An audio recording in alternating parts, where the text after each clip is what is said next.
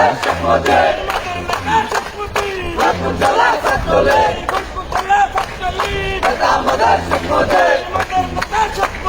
ফরিদপুর জেলা ছাত্রলীগ ঘরে ঘরে জালো শিক্ষার আলো ছাত্রলীগের পতাকা ধরে এসো নবীন দলে দলে ছাত্রলীগের সন্দেশ নাই এসো নবীন ভয় নাই